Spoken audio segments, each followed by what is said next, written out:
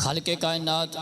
جل جلالہ قرآن مجید کے اندر ارشاد فرماتا ہے سبح للہ ما فی السماوات وما فی الارض وہو العزیز الحکیم۔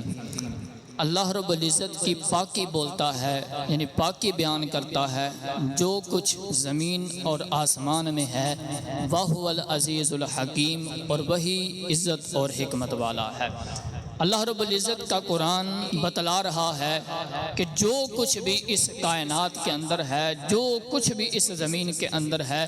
وہ سارے کا سارا سب کچھ اللہ رب العزت کی حمد و ثنا بیان کرتا ہے۔ اور ایک اور جگہ پر ارشاد فرمایا وَإِن مِّن شَيْءٍ إِلَّا يُسَبِّحُ بِحَمْدِهِ وَلَٰكِن لَّا تَفْقَهُونَ تَسْبِيحَهُمْ، اور کوئی چیز ایسی نہیں ہے کہ جو اس کو سراہتے ہوئے، یعنی اللہ رب العزت کو سراہتے ہوئے اس کی پاکی نہ بولے۔ ہاں تم کو ان کی تسبیحات سمجھ نہیں آتی ہے۔ إِنَّهُ كَانَ حَلِيمًا غَفُورًا، بے شک وہ حلم والا اور بخشنے والا مہربان ہے۔ اب اس سے پتہ یہ چلا کہ ہر شے اللہ رب العزت کی حمد و ثنا کے اندر مصروف ہے۔ ہر ایک چیز اللہ رب العزت کی تعریف و ثنا بیان کرتی ہے۔ ہم اس کی آواز تو نہیں سن سکتے، ہم کسی پتھر کی، کسی ٹیلے کی آواز تو نہیں سن سکتے، لیکن ہمارا یہ عقیدہ ہونا چاہیے، ہمارا یہ نظریہ ہونا چاہیے کہ ہر ایک چیز جو ہے وہ اللہ رب العزت کی حمد و ثنا بیان کرتی ہے۔ اب یہ آیت مبارکہ جو ہے کہ ہر چیز اللہ رب العزت کی حمد و ثنا بیان کرتی ہے، اس کے اندر غور و فکر کرتے ہوئے ایک بزرگ سوچنے لگے،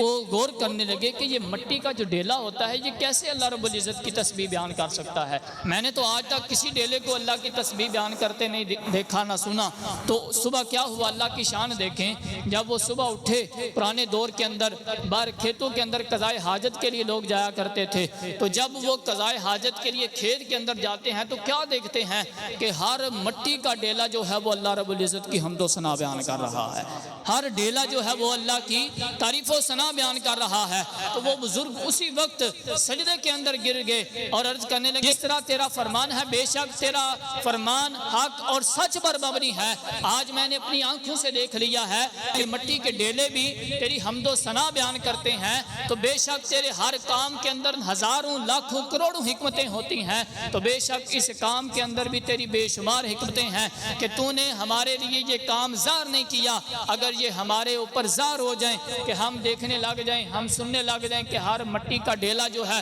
وہ اللہ کی تعریف و ثنا، حمد و ثنا بیان کر رہا ہے، ہر چیز اللہ رب العزت کی حمد و ثنا بیان کر رہی ہے، تو پھر ہم اس کو استعمال نہ کر سکیں، پھر ہم اس کو ادب کے ساتھ اونچی جگہ پہ رکھیں گے، کیونکہ یہ اللہ رب العزت کی حمد و ثنا بیان کرتی ہے۔ تو اللہ رب العزت نے یہ تمام چیزیں ہم سے پوشیدہ رکھی ہوئی ہیں تاکہ یہ میری حمد و ثنا بھی بیان کرتے رہیں اور یہ چیزیں بھی میری حمد و ثنا بیان کرتی رہیں اور میرے بندے اپنی ضروریات کو بھی پورا کر سکیں۔